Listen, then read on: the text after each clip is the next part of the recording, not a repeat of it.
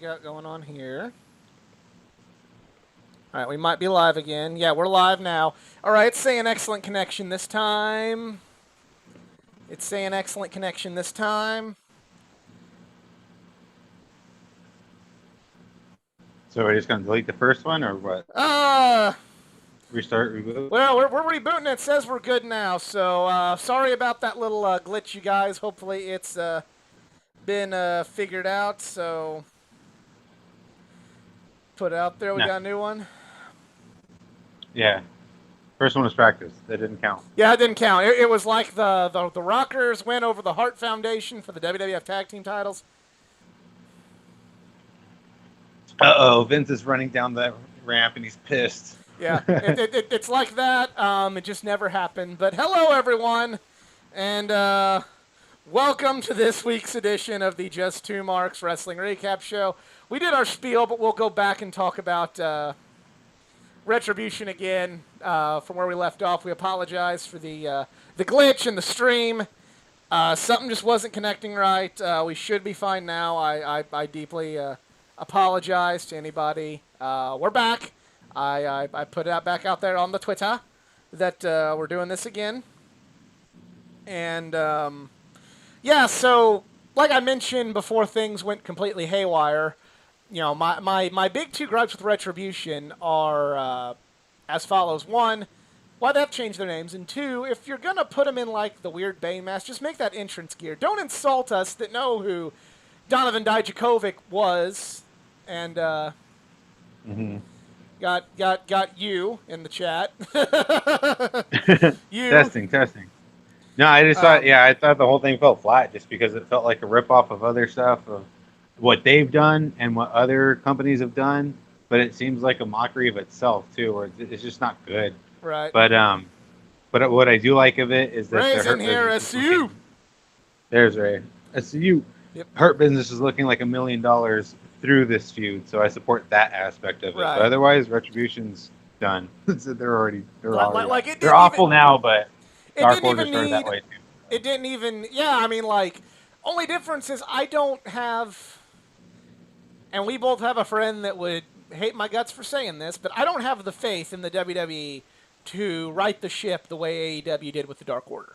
I just don't. Yeah, they won't. Well, two things will either happen: they'll drop it or they'll run it to the ground. Right. And either or, now they have 4 people on the roster that they need to do something with. 4 or 5, right? 5. Yeah. 2 female, 3 males. But this is like, dude, what? Like, the Shield started the same way, but it seems like they're just trying to make a rehash of all the stuff, but it's not landing the way they want, especially when they're all looking like Bane. Well, the Shield didn't exactly. The Shield, it wasn't so on the nose. I mean, granted, they had the SWAT gear and everything like that, but you know, the Shield came in on a pay-per-view. We had questions, and then they gave us answers the next night on Raw. To we're kind of like, okay, we kind of know what these people are about. Okay, we get it, and they had the Shield had a good presentation, whereas this is just like, yeek.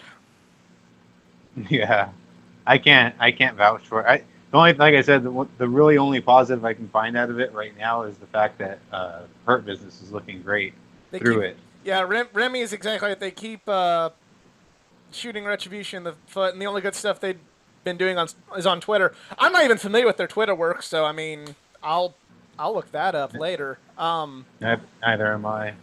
Yeah, I just it's just like I said, yeah, the Dark Order started off like crap, but AEW, I feel at least, is coherent enough, and before the legions of WWE fans come in here and go, oh, well, actually, WWE makes more money than AEW. They have double the viewers for Raw than there is Dynamite. I recognize that, but McDonald's also has double the, sales of Jack in the Box, and I don't really trust McDonald's to have a better hamburger than Jack in the Box. So, yeah. I mean, while obviously money is important, you can't bleed money and be in business, but I don't trust WWE Creative to be able to fix this. If they do, great. I will give them all the props in the world for fixing something. I will happily admit when WWE does something well, or that I enjoy something from WWE. But I feel like what could have been really, really cool with Retribution, they didn't even need Super Cena surviving a DDT on the floor to destroy this. They've done that. Dijak is begging posting. Okay. Deal me. Carl's Jr. over McD. Well, we call Carl's Jr. Hardee's here in the Midwest, Ray. Carl's over McD. Yeah. No, what is McDonald's? What that new Travis Scott meal? You got to get that. That's the new hotness right now. Okay, I'm gonna really lose any and all cool points that I might have left with anyone, but it is what it is. Who's Travis Scott? I don't know. I think he's a DJ. That explains why I don't know him. What is his meal? It's just like a cheeseburger with barbecue sauce though, and then just he likes Sprite, I guess. So it's like with the Sprite and then just with fries. And then since he orders that all the time, he's claiming it on Twitter. This is my meal or whatever. So that's what it is. so you gotta. You get a cheeseburger with barbecue sauce on it and a Sprite. So I don't. Okay, That's it. I'm clearly not. Barbecue on the side, it's lame. Remy says he's a rapper. Yeah, okay.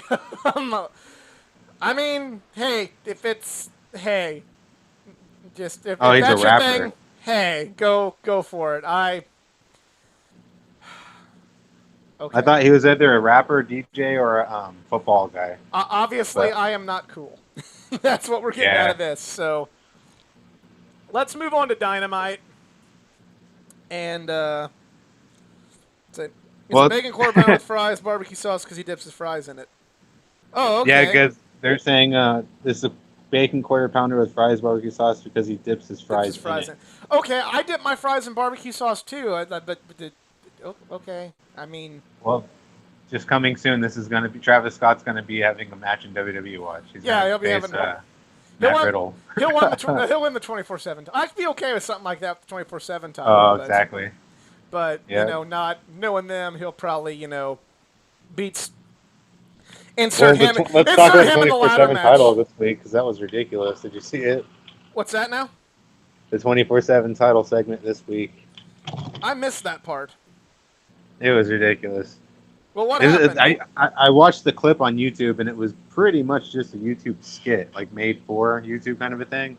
Right. But basically, for no reason at all, Tozawa and his ninja decide to go to the beach, and they're looking for R-Truth, and they go, "Let's go in the water and wait for him." So they go in the water and they wait for him. They see him coming, whatever. But before R-Truth gets to the water, a shark comes and eats him, and then just like everyone runs away, or everyone just doesn't react at all, kind of thing. And then that's it. So I guess Tozawa and the ninjas are defeated. I don't know. Okay. Is So this now the end of Tozawa? Remy has in the chat given me a little bit more context because everybody's okay. So this makes sense because I remember I noticed on Twitter that Cactus Jack and McDonald's was trending, and I was kind of like, oh, did Mick Foley say something about? Okay, so I guess he was the Cactus Jack. I don't listen to that music. That's not. I can't work that in with alternative rock and video game music on my Spotify. So, all right. Well, maybe when I'm drunk next, I'll get the Travis Scott meal. Only I don't want Sprite. I like my Coke Zero. So. Well, I mean, the burger doesn't sound bad or whatever. Yeah, right. You just get a burger with fries, but I think it's supposed to be a Sprite or whatever he drinks, orange soda. Yeah, But clearly geek culture is not pop Sprite. culture. Sprite's my favorite, and then just Coca-Cola. But I drink diet soda, and I mean, if I can get a diet Sprite, I'll do a Sprite Zero. But okay, we're talking about McDonald's and not talking about wrestling. So you know what McDonald's has that no one else has is though? That high C drink. That's the shit right there. Yeah. Oh, hey, if you're ever like go get a chance, mix half High C and half Blue Powerade if your McDonald's has Blue Powerade too. You gotta add Sprite. Sprite. It No, makes it don't like add a Sprite to it. spritzer. Just get the High C and the Powerade. When I used to work at a McDonald's, we called that an Incredible Hulk, and it was great. See, everyone has their thing. Everyone has a name. There's a cocktail. Yeah, everyone has a name. Put some vodka in that shit; it'd be great. Yeah, the Travis Scott meal. Everyone has a name for a thing. This is the Athletic Geek meal. A McChicken, only ketchup and cheese, fries, and you're either a Coke Zero or a half High C, half Powerade. Anyway, we're talking Right. too much about McDonald's and not enough about Dynamite. Let's bring the boom. And I just ate dinner too. I'm like too full to think about this.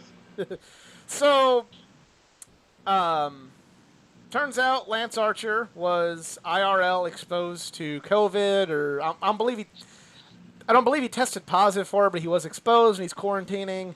So the 6-man that last week I was really kind of pumped up about, that was canceled in favor of a dream match. Jon Moxley versus Eddie Kingston for the World Championship. Really liked the opening segment with both of these guys. It was just... Kingston's just the fucking man, you know? Wait for Dynamite? Yeah. Oh yeah. Let me see. Let me flip the page here. Okay. So the opening match. What do you say? The Just promo it was a promo. with Mox and Kingston. Just both, yeah. Yeah. That was pretty good. I was excited to see King. I've never seen Kingston wrestle, but he was going to come up later in the night, so I was excited to watch that. But he does do good promos. And then Earlier when he called out Moxley for it too, getting in each other's faces and shit. They're pretty Call him good. the sports entertainer. Yeah, this was just really, really good stuff. Well, You went to the land of sports entertainment. I went to the land of the boys or some. I don't Yeah. know, whatever he said, but it was just more like street credible. But yeah, Right. that was good. So then we have Miro and Kip Sabian with Penelope Ford versus Joey Janela and Sonny Kiss, the new Midnight Express, to piss off a douchey Southern atheist with a tennis racket somewhere in Louisville, Kentucky. You know, no, this was good because I like they showcased Miro. yeah, I they liked did. it. This was an okay match. I mean, it just... I like how they're Mm-hmm. showcasing Miro, but I kind of get the criticism of why is, they're bringing Miro to AEW, yet here he is in a mid-card tag team. Well, yeah, he's got to start his way up, I guess now. But I guess his new gimmick is like he's a pissed off gamer because he yells "Game Over" as his finisher. Hey, if Game that... over. Hey, I mean, if that's what he wants to do, that's fine. And again, Yeah. I don't dislike it, but I can see some people who are a little more critical of AEW, their criticism on this. But if that's what Well, Miro, if but if that's yeah. what Miro wants to do, I'm not gonna bitch about it. You know what I mean? Right. But this would have either been a squash match or because here's the new guy. Obviously, you kind of know who he is. He's a big guy, so it's going to be a 30-second squash match, or it's going to be entertaining. Was this even a tag match? I thought it was just him and Sonny Kiss. That was a tag. Was it match. a tag? It was a Yeah. tag. But yeah, I thought it was entertaining. It was pretty good. I liked it. And then he uses the same finisher or whatever, but JR didn't even know what to say. JR's getting pretty bad, I think. But He's a crotchety old man. JR, wherever he when he actually has like that one good match where he's on, it's like, oh, he's great. But it's just like 90% of the time he's not on anymore. So yeah, so the next match we have Hangman Page versus Evil Uno of the Dark Order.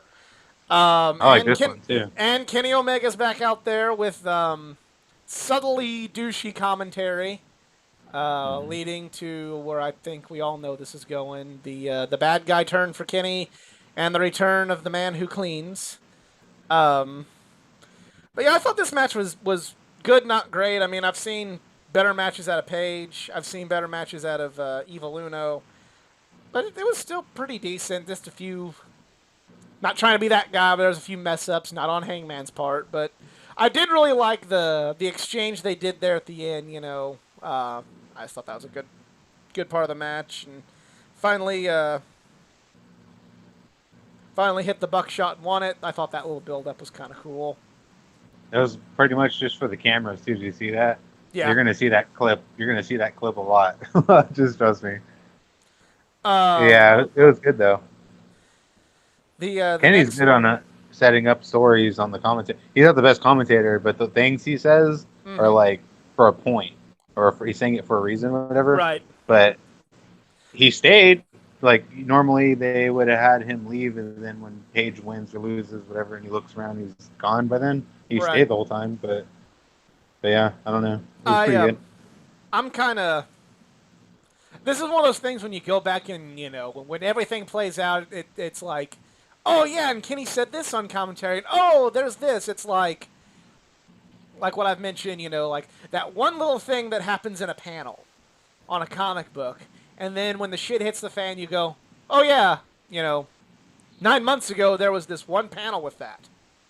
That's kind of how I feel like Kenny's commentary is. Like, oh, here's that one thing he said on the September 23rd, or the, whatever edition of Dynamite. Next match, Brody Lee versus Orange Cassidy for the TNT Championship. Really like this match. Was really, really pulling hard for OC in this one. I actually, there was a few times where I thought he was going to get it. I did like the ending where he was going for the big OC super punch, but the Dark Order members took one for the team, and that caused Brody to recover and win the match. And to my delight and the chagrin of certain other wrestling fans out there, after the match, Cody makes his return and is going to be going right back after Brody Lee, the man that took his title. What'd you think of this? Dark hair Cody, so he has +5 in darkness. But he or he needed dark hair, awesome. Or he needed dark hair for his role on the TV show and just hasn't had time to rebleach his hair. Either or. +10 aggression attribute with his dark hair. But no, it was cool. I liked it. I didn't. If Orange Cassidy, if this would have happened Miss a Ace little bit later, I would have been a little bit more inclined to think that Orange Cassidy maybe would have won. If Orange Cassidy probably would have went through at least 2 more opponents before this match, I would have thought, oh man, he's gonna have a chance to get, because this is like officially the Intercontinental Championship now.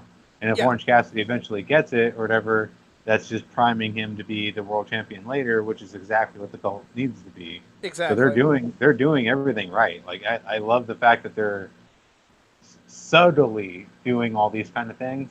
But no, I love the fact that Orange Cassidy's ready for these kind of matches, but I thought this one was a little bit too soon. But I like the Cody coming back and yeah, the whole thing's good. He wore some sparkly ass shoes. He does wear some sparkly shoes. I don't think they're quite as weird looking as the slip-on dress shoes that Ricky Starks usually seems to be wearing. But hey, yeah, I agree with you to a point that maybe it was a little too soon, because I feel like OC's got a lot of momentum after kind of essentially winning the program with Jericho. Yeah.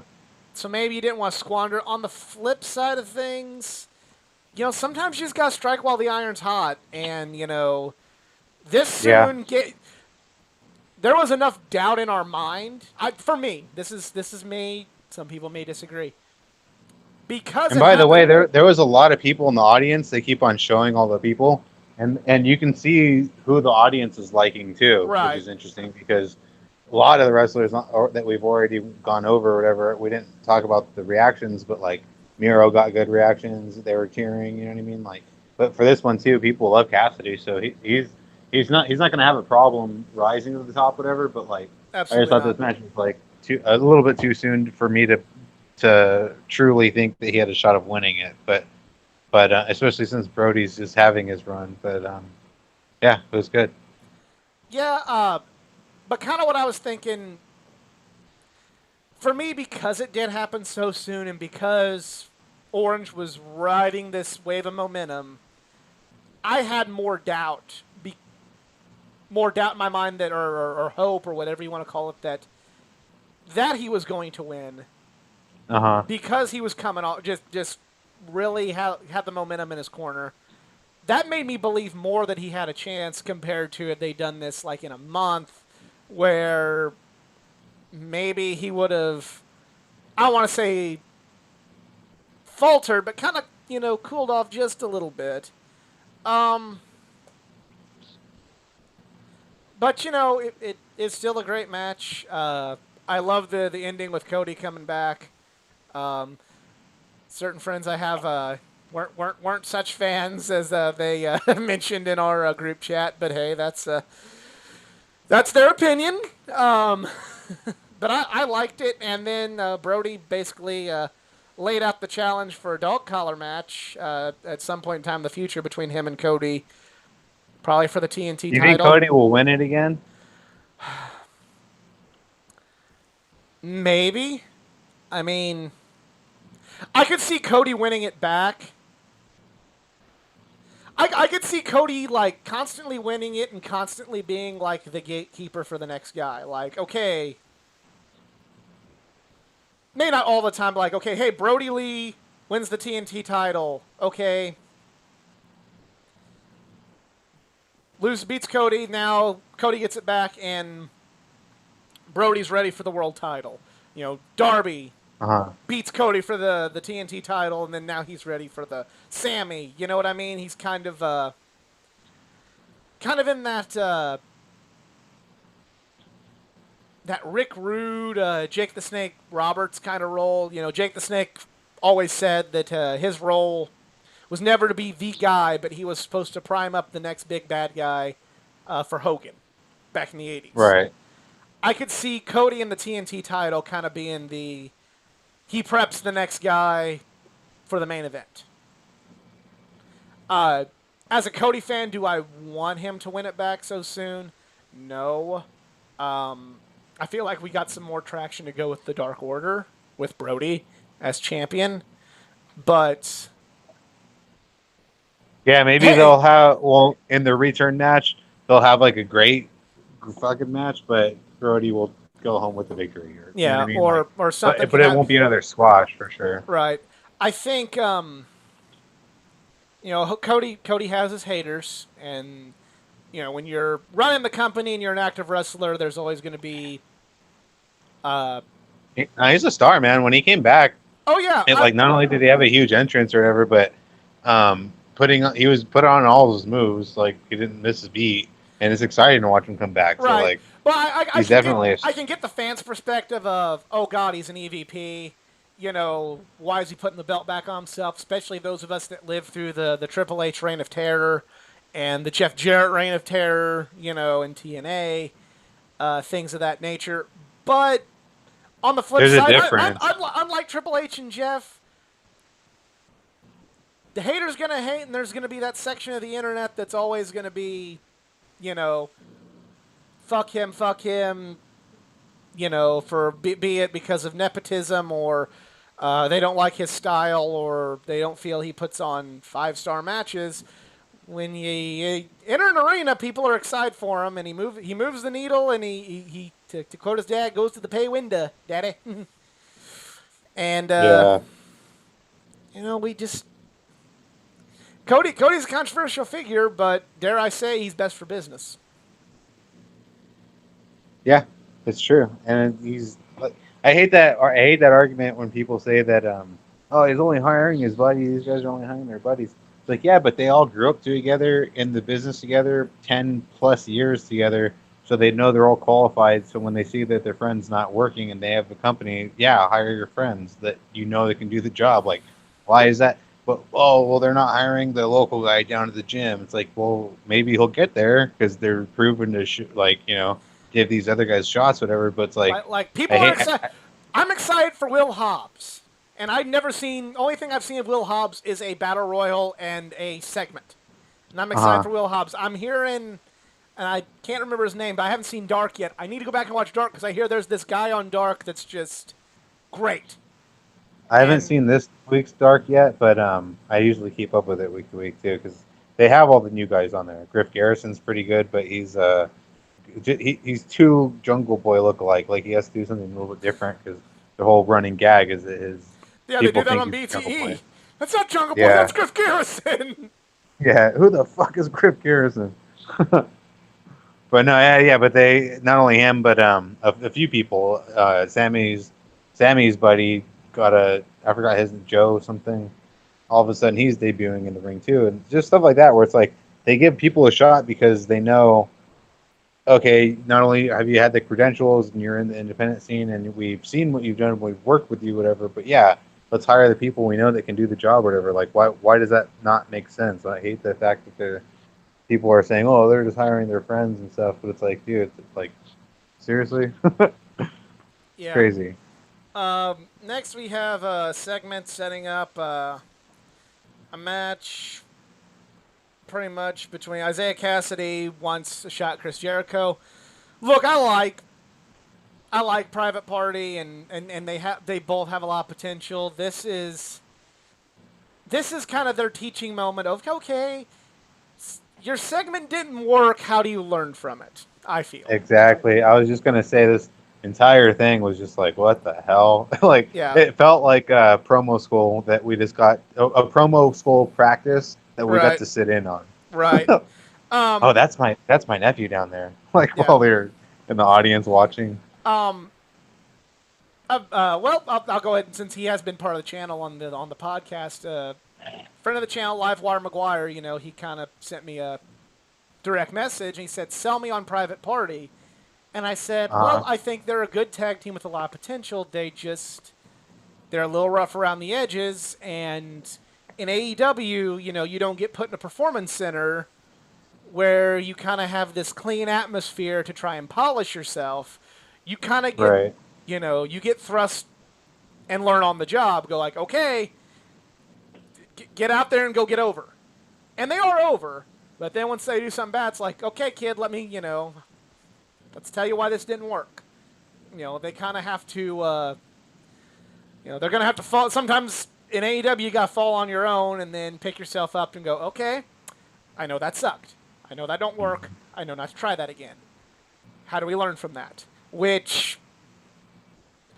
for a lot of people that say they like the old school way of doing things, I'm surprised they complain about this being AEW's mentality. I'm not saying that's Edmund's philosophy on all. He kind of sees my point, but other fans in other parts of the internet's like, this is why WWE's better. They wouldn't let a team like Private Party have a segment until they knew they were going to be fucking good. And now here's AEW, looking Bush League, putting these losers out there when they can't cut a promo. And I'm like... Well, I mean, to be fair, when they said, Matt Hardy, we love you, we want you to get healed first, and then come back, and then we'll be ready. They got a huge audience reaction for that, and that was like, oh, you know what I mean? Like, I'm listening. And then everything they said after that was just like, fell on their face flat. Like, I was like, oh, okay. Maybe you guys need a little bit more work. You started strong, but then you completely... You're playing the promo minigame, you hit it right with the first one, and then you kept making the bad choices. If this were the 2K game, you kept making the bad choices, and then Jerry Lawler made fun of you at the end of it. But yeah, this is just I have the same feelings, though. I like Private Party, but they're rough on the edges, need a little bit more work. You're right, too, because they don't have a developmental. They just have, from what I understand, they shoot Dark and...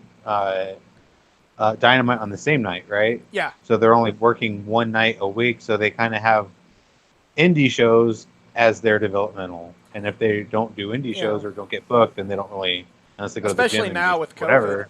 But yeah, also on the exactly. flip, like I said on the flip side of things, it does bring the product down. I'm not going to lie about it, but it also, ask every old school wrestler. You have all these legends. You have Jake the Snake, you have Taz, you have Tully Blanchard, Arn Anderson. You have all these old school guys back there. Ask them how they improved. They didn't get sent to a gym. Arn Anderson didn't, get sent to a state-of-the-art facility to polish his skills. They said, go out there, and promoters went, well, bud, that sucked. And then he learned from it, and he's like, all right, that wasn't too bad. That's how Arn got better. That's how Tully got better. That's how Jake got better. So on one hand, when you're trying to be a national product, maybe it is better to kind of have kind of be in your bubble when it comes to priming up your prospects. But on the flip side of things, I know as a fan, if Private Party learns from this and Private Party gets better in 5-10 years from now, we see both these guys as world title contenders. We can look back, if we're still doing YouTube in 10 years, going, remember when they bombed that promo? He's fucking awesome now. You can see he learned from that. It's like look at Edge's first promo when he was with the Brood. I mean, I know this was the Private Party's first promo, but look at one of Edge's first interviews where it was just like so bad. I know other YouTube channels have kind of mocked it. But I remember people were saying, well, they ruined him. He used to be a cool, creepy, smiley, silent guy, and then he started talking all dumb. Yeah. But then look at what Edge became. Okay, well, that didn't work. I need to do this. And he became funny. He became psychotic. Right. He became serious. And he became a Hall of Famer. Mm-hmm. For everybody jumping off a cliff for AEW or Private Party after this one, I think let's, step back from that edge, my friends. So anyway, we talked more about that segment than I thought we were going to. Yeah. Next segment is the FTR and Tully.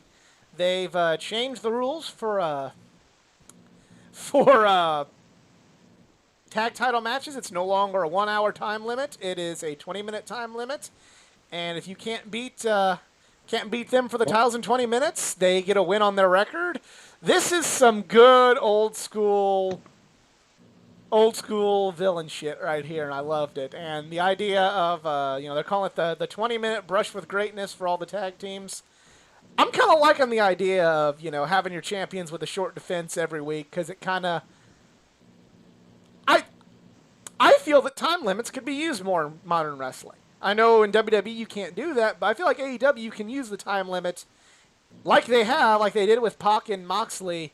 You can use that as a good storytelling device to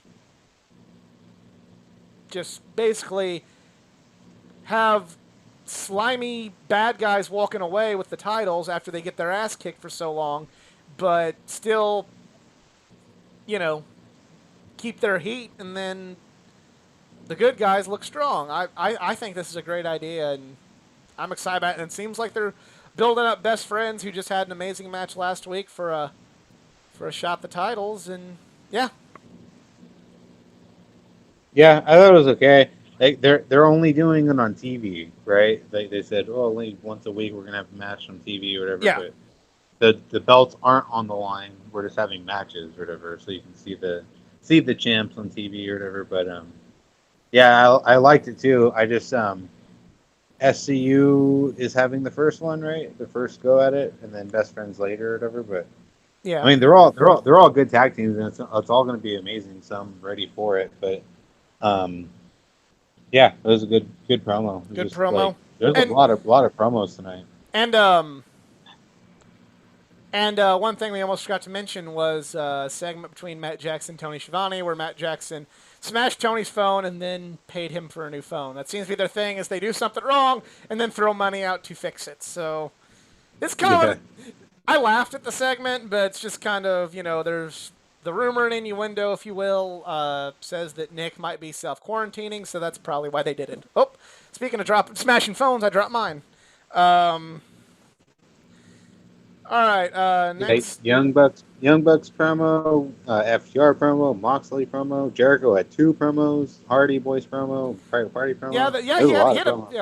Jericho had that segment with MJF where I think they're going to be teasing. I thought that was great, though. They're going to be. I thought that one was amazing. It was amazing. I think Jericho down. Why'd you call me a loser then? Like, that was great. Jericho's going to head to the good side to feud with MJF eventually, kind of similar to the Kevin Owens thing.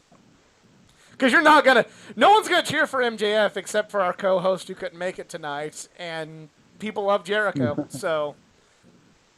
And that's not going easy. He's an MJF fan, but I'm just saying, overall, nobody's going to cheer for MJF. Yeah, they got to be. Well, Jericho, I mean, I'm not going to doubt Jericho because he's always doing great stuff. But like, he's definitely if he's going to work with MJF or if he's going to put him over somehow or whatever, you already know what's going to happen or what to expect or whatever. Two guys trying to out sleaze each other or whatever. But MJF's obviously going to go over. But how they'll do it or what kind of wacky match Jericho will come up with or whatever, that's where it's going to be fun. Mimosa Mayhem Scarf, bro. I swear to God, this will be great. You put the scarf on a pole, bro. They're gonna do Sue, best friend's mom Sue on a pole match, bro. Yeah. You put Sue on the pole, bro. And then you have a reverse battle royal to see who can get to the pole for Sue, bro. Nobody They'll wants do to it. see the wrestlings anymore, bros. They'll do it too. It'll draw. Yeah, they'll do it right, unlike what Russo did with the pole. All right. So anyway, There's only two more matches. two more matches for Dynamite, and then we still got The predictions. yeah. Well, this one was short anyway. The Well, Cheetah and Thunder Rosa versus Ivelisse and Diamante. I thought it was a good It was a match good- though. Cheetah and It was a Thunder good Rosa match, but they are had like 5 minutes. yeah, it was too short, but like Cheetah and Thunder Rosa are bringing up the women's division, no question. Yeah. Thunder Rosa is definitely the best thing that happened to AEW's women's division for a while. They have to sign. I don't know. She's probably still signed with NWA or Yeah. she can't It's officially, funny. but It's funny we mentioned developmental. If when the NWA comes back, if they can get a working relationship, some of these talent Yeah, that that need could more be- seasoning, send them to NWA to NWA. season And themselves. that would get me to watch NWA too. I love the NWA show. I love Power.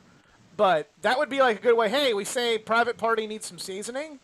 Send them to the NWA Yeah. to get a little more seasoning.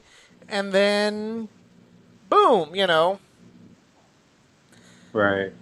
Well, no, I watched all the NWA shows, so I know all the wrestlers over there. Like I'm expecting Royce Isaacs to try to make his way over soon, just to be I don't think in a tag team, but just to whatever. But anyone, if Carmella, they're is that her name? Camille. They're trying to build her up as like a huge China kind of a warrior, wrestler. They can make a huge start of her eventually making a debut in AEW or Impact or whatever. Yeah. Like, Man, they might, she's going to be a huge draw too. Like they have star power, so if I that's the still developmental think system. I'm waiting for Nick Aldis and Cody to have another match in AEW ring. Just In AEW, yeah, In and AEW. they've that could be great. Possibly But with Cody that- can't win possibly the with belt that- anymore. he could win the NWA title. I mean, I'm not saying he should, but like, what's stopping Cody from winning the NWA title? If Billy Corgan says put the belt back on Cody and we'll use Cody for a show or two, why not? Mhm. But we finally get to the main event. It's Jon Moxley versus Eddie Kingston.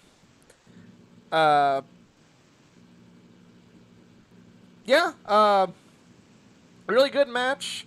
Really enjoyed it. About what I expected from two high-class wrestlers like this. They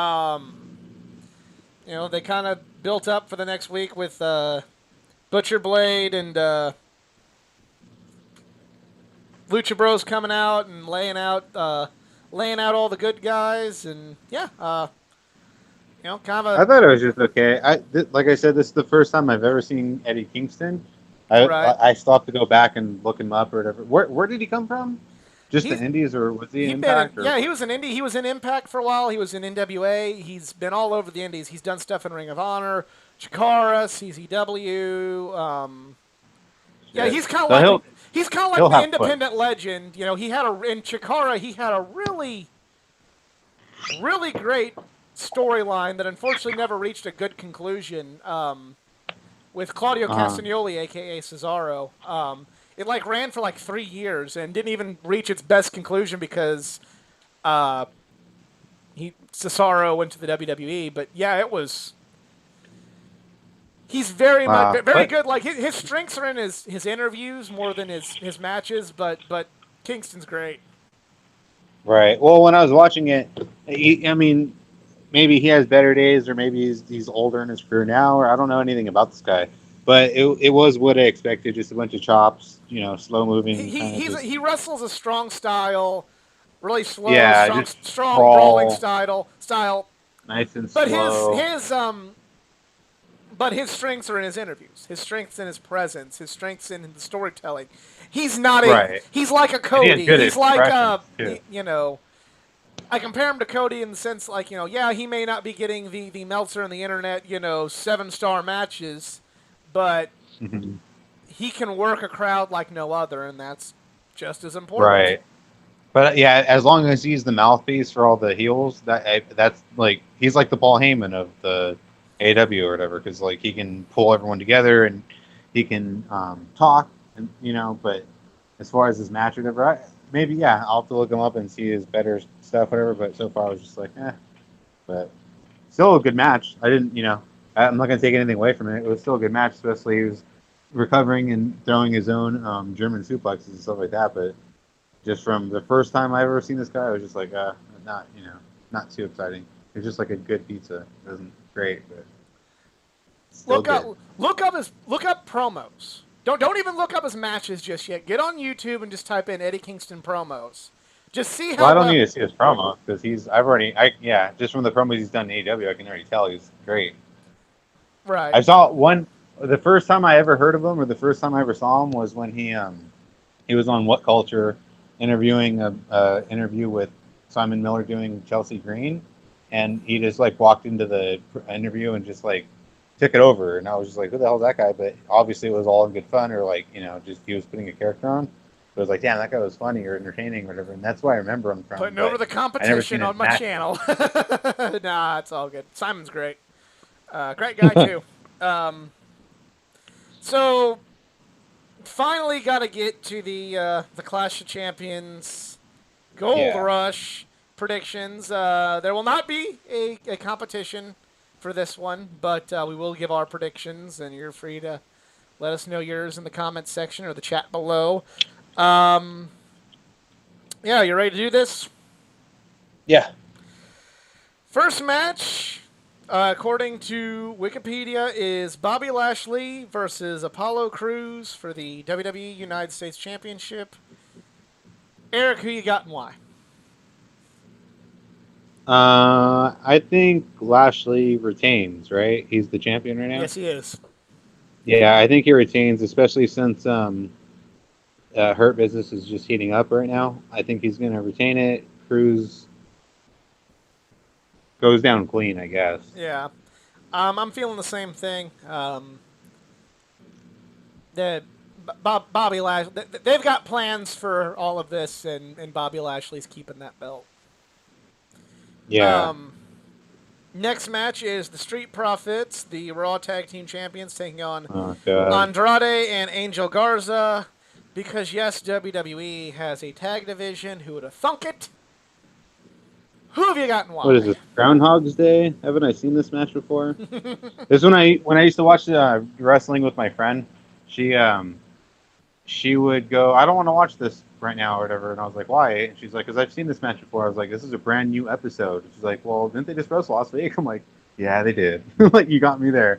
And just like this match right here, it's like, god damn, dude. Garza, hopefully Street Profits just lose so we can get this shit over with. So we can finally just pass it on. So I'm predicting that. I'm predicting Street Profits lose just so I want them to move on and finally whatever. I'm with you. I feel like, there's a lot of tag teams, but there's no good tag division in WWE on either brand. So, yeah, it's not like a tag title change means anything in WWE compared to AEW. So, yeah. No, literally, a lot of these belts I'm going are just being Andrade and thrown Garza. around because. Yeah. Next match, according to Wikipedia, is a triple threat ladder match for the WWE Intercontinental Championship. Jeff Hardy Match versus of the night. AJ Styles versus Sami Zayn. Who have you got and why? And yes, this is a dream match. This is something that I am looking forward to seeing, but hopefully AJ's dream matchitis doesn't kick in like it did with Nakamura, and it's a bad match but then he'll fucking wrestle Brock Lesnar, and it's great. It's the best thing ever. He'll wrestle. I don't know. It just kind of I think weird thing with I think AJ. Sami Zayn's gonna have a smile the entire time too. I think so too. I think Sami Zayn wins. My doppelganger wins. And hopefully it's good. Because like I've mentioned on the show before, AJ, he's one of my all-time favorites, but it feels like the match, what's supposed to be the dream matches kind of end up but then what people are like, oh God, he's wrestling this person, ends up being phenomenal. No pun intended. His matches with Orton, Roman, Lesnar were better than his ones with Nakamura, Owens, and all of them but one with Daniel Bryan. Or a couple with Daniel Bryan. Usually, I was just disappointed with the Nakamura saga because that was not in WWE. That was not good. The New Japan one was great, but yeah. Yeah, but I've never I mean, even with Roman, and Brock, Styles puts on amazing matches. Cena. Those Cena matches with were Cena, fucking amazing. Those were amazing. No one expected anything out of those, and those became like match of the night. Well, I'll give Cena his due, and Cena with the right guy is, damn near perfect. But yeah, I'm going Sami Zayn in this one. I kind of agree with you. I think I'm going to go with Zayn too, just because he's the only. Well, I mean, I was going to say so far I've just been predicting bad guys, Lashley and Andrade, but I was going to say he's the only bad guy in this match. Hardy is probably going to be the weak link in this, where he's going to be a little bit slow, or he might get hurt, or who knows. But I don't think he's going to. I think this is him passing it on. Especially Styles is a little older too. He doesn't need it either. Sammy, the only reason Sammy's older too, Well, I'm gonna go with Sammy, but the only reason why I don't think he'll win is just because he seems to be he seems to get in trouble a lot. so I don't know. But like other than that, I think he's got it. Yeah, I'm going Sammy too. Next match, we talked about Nakamura and Cesaro tonight. The SmackDown Tag Team Championship, the champions of Cesaro and Nakamura versus the Lucha House Party, Kalisto, Grand Metalik, and Lince Dorado. Again, I should be excited about this match because of all the talent involved, but this screams pre-show too. Yeah, but I'm gonna say Nakazaro. We're gonna have our first disagreement. I'm gonna go Lucha House Party because who the fuck cares? Their tag division sucks. Let's give these guys let's give these guys a title just to go. Congratulations, you've held a belt in the WWE. But that's the thing about WWE is everyone gets one nowadays. You're signed within 3 months. You'll be a champion of some caliber. It would deserve it or not, over or not, you're getting a championship, and it's just like, yeah, you're right. Lucha House Party deserves it at some point. But goddamn, who cares? Yeah. This is straight up pre-show. And speaking of pre-show, we have Nia Jax and Shayna Baszler, the women's tag team champions, versus the Riot Squad, Ruby Riott, Liv Morgan. And I only made the pre-show comment because I'm not a Nia Jax fan. The other three ladies are great. I'm going Nia Jax and Shayna Baszler in this one. Who are they facing? Ruby Riott and Liv Morgan. Riot Squad. Yeah. I was gonna say this segment on Raw I actually did like, ironically, because they faced Nia Jax and Baszler, had a match and they won whatever, but then afterwards Riot Squad tried to fight them or try to get in their face, but they just couldn't because Nia Jax is too damn big and they ran away from her. Right. But why am I getting a phone there? But they made it seem like these are the champs now, or whatever, and they're dominant and whatever. So if you're going to beat them, you have to be a well-organized team. And so if the Riot Squad wins, it's because they're going to show teamwork or like a good tag team match. So I'm optimistic about this one. I'm going to think Riot Squad wins.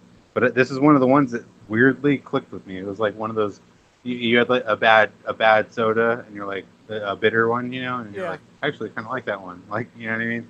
It was kind Yeah. of a I don't know. I'm just kind of. Everybody kind of has their people they, for better or worse, just don't connect with and don't like. I Mhm. Nia Jax is my one of my like. I just don't, and I tried to really get into It's because she's Nia The Rock's Jax. cousin. That's what I keep on telling myself every day. It's because whenever someone brings up any sort of gripe or whatever against her, it's because she's The Rock's cousin. Is why she's still there and Right. not back in developmental or not fired because other people have gotten reprimanded for less. She's hurt so many people. She still looks like shit in the ring. She's, you know, Right. I'm not saying anything about her body or nothing like that, but she's slobby in the ring. Like she's slow. She doesn't look like she's coordinated. So the fact that they've given her as much pushes as they have, it's ridiculous to me. But it's because she's Rock's cousin. Right. I mean, I give Jay a hard time, and I stand by quite a bit of it. But like, I see merit in Jay. I don't see merit in Nia Jax. Sorry. Mm. Um, Next match for the WWE SmackDown Women's Championship, we got Bayley versus Nikki Cross. I'm definitely going Bayley in this one, no question. They're building up to the big showdown with Sasha. I give Sasha a hard time because I just don't think she's as great as all her fans think she is, but I like her more than Nia Jax significantly. And they got money in this program. It's not something I'm super duper invested in, but there's money in it. Bayley retains. Are you on the same page with me there? Yeah, I think it's gonna be a I think what's her name? I'm trying to think of the goddamn names. Alexa Bliss? Alexa Bliss is gonna interrupt, get in the way of Cross's. She's gonna look like she's gonna win, but then she's not. And then Bayley, I think, is gonna make her. She doesn't do submissions right now, does she? Bayley, because I'm trying to think of how it's gonna finish. Is she's gonna do it cleanly, or is it gonna be a surprise roll up, or is she gonna hit her with something? I think she's But going I to think hit her with Bayley's something. definitely gonna win. Yeah. Next match for the Universal Championship, the champion Roman Reigns with Paul Heyman versus Jey Uso. I have Roman's retaining this one. I mean, there's no way they're making Jey Uso a world champion. I'm not knocking Jey Uso. I'm just saying you've already done this with Roman Reigns. You started this new character. It's great. I fucking love it. It works. It fits him. It's what I've been calling for since I started this fucking show. Unless they do a wild swerve, Bro, we it's gotta have the 100%. swerve, bro. What if, you'll appreciate this, bro. What if Paul Heyman got inserted into the match, bro? I swear to God, it would be great, bro. You know, I say Braun comes down for his music hits and he comes down to the ramp, so then it interrupts the match before Roman's about to hit a spear or whatever. And then in the corner, the Fiend breaks through the ring and then drags Roman down, and then it's a DQ. Is that what you're Like, going with? something weird is going to happen, or Roman's just going to squash his cousin in 5 minutes.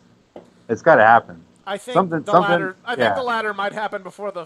Oh, I don't know, but either way, Roman is leaving with that belt somehow. Yeah, this is going to be a crazy one, but even if where's the other Uso? He's hurt. I don't know, really, honestly. I guess. Is he arrested? He's in jail. He might be. But The- I was gonna say, even if he runs down and tries to interrupt, I can see Roman just fighting both of them and knocking them both out or whatever. But Roman's definitely just winning this. Yeah. It's been, it's a good storyline. Don't get me wrong, and good for Jey Uso for finally getting any sort of single recognition at all. But yeah, I don't expect much. I'm not a Roman. I don't care if Roman's a heel or a good guy or if I can giving me personally money and lunch tomorrow. I don't like him. He's not a good wrestler to me. So his character's not interesting, and I don't care about this match. But I think it'll still be entertaining just because the rest of the show will be good. But like, I just don't expect much from it. But Roman definitely winning. Yeah. Next match, ambulance match for the WWE Championship: Drew McIntyre versus Randy Orton. I think this is going to be amazing. Maybe. Randy Orton doesn't do a whole hell of a lot for me. When he is on, he's great, and you can tell me about how longevity and great and brilliant and smart he is to wrestle that way. That's fine. I get it. That doesn't mean I have to. I think that everything this fucking motherfucker does is fucking great. Right. Well, me and you are on the same page about Randy Orton. We both hate him equally. But I do think he's kind of like Jericho right now, where he's having his best run in years by doing the same thing too. It's like he's done the same character, he's done the same run, but it's working again, and it's almost sad that it's working again because that just means that WWE had nothing else but to put a repeat on, right? But I do works, like it works. and and I like I said, somebody has to beat Ric Flair's record. If it wasn't going to be John Cena, like we all thought, it's ballooning up to be Reigns because he already has goddamn. You already know he's going to break it just because whatever. But it has to be someone like Orton so he can pass it on later too, or whatever. You know what I mean? But I think Orton definitely deserves it. But I don't think he deserves it in the slightest. That's just me. But I think he's going to do it. I'm going Randy Orton in this one. Right. I'm going to go Orton though. I think Orton's going to take the belt to WrestleMania and possibly wrestle someone. I don't know. He'll probably just lose it to Roman there. Right. That's the thing too. Like they split. Oh, Universal. I lost the Universal, but I'll just go for the WWE champion. It's like, dude. In the end, isn't it all the same? Like. Well, I would say it'd be all for the greater good if they could build up Keith Lee, but they fucked that shit up. But you got to think in terms of Mania. What they want you to watch in 10 years is Mania, not SummerSlam, not Royal Rumble. You know what I mean? Those are fun shows, but they want you to mainly remember Mania like it's the history book or whatever. So when you see, oh, I saw Roman beat someone for the belt at Mania, you know what I mean? That's what they're really hoping for that impact. But yeah, Keith Lee could have been up there or whatever, but in my opinion too, same thing that you just said. They fucked it up. And I would say, hey, you put the belt on Orton now, Keith Lee wins for a Rumble. Hey, Orton and Keith Lee with Keith Lee getting a big moment, and finally, we bask in his glory by him cutting the head off the snake, and, oh yeah, it'd be great, but they fucked that shit up so much, I don't even know. I don't even know. I've made myself sad. It's true though. Yeah, I agree. All right, and the final match we have, according to Wikipedia, Raw Women's Championship: Asuka versus Zelina Vega. Oh god. I'm going Asuka. Just 100% Asuka. But I mean, you want to talk about somebody they fucked up and gotten back with, but still not on the same level she was on? That's Asuka. That's Asuka. Yeah. Well, yeah, but Zelina Vega, oh my god, talk about a fucking scrub. Like, what did she won one match in this whole year or whatever, and she's just getting a belt match, but I don't know. This is going to be a short one too. I don't think anything of it, but Asuka's definitely winning. Yeah, yeah, it's Asuka all the way in this one. If they put the belt on Zelina Vega, I will be very, very upset. And that's just one of those things too, where she probably will win it, just because everyone gets a belt at one point. Zelina Vega's never won the belt before, so she'll get it now, and just whatever. Not a fan. Well, I was a fan of her going to be a wrestler now. Like I like the fact that she broke up with managing Andrade and Garza or whatever, but right. The fact that she immediately got in line to have a championship match. Oh, she had to face Nikki James, once or whatever. It's like, come on, man. Like, nobody else had a record that was better than yours that could be a number one contender. But right. Like I said, I'm glad that she's in the game, but she's not gonna win. Right. No. Well, he's not a fan of that decision, but we certainly hope you were a fan of this live stream. We apologize for the technical difficulties, but it wasn't the third time, it was the second time being the charm in this one. And if you enjoyed this, please give it a like, share, subscribe for more content, not just from the world of pro wrestling, but from the world of comics, anime, and all things geek culture. Follow me on my social media pages, facebook.com/athleticgeek89, Twitter at athletic_geek89, and Instagram at athleticgeek89. And if you would like to help make this show better and would like to donate financially, go hit me up on Patreon. There's just launched Patreon if you want to help improve the quality of all the videos here on this channel. I don't believe Eric has social media, much like Nope. only he doesn't have kids like Jedi. He doesn't have a reason not to have social media. He just doesn't have it. So What is I'm trying to think of Little Ray's Instagram so I can, or YouTube so I can plug that. I think shit, I'm gonna throw it. Never mind. Later, next time. next time. Tease for next week. But yeah, for Eric Wade, I'm the Athletic Geek. We are just two marks, and we're out. Have a good one. Yes.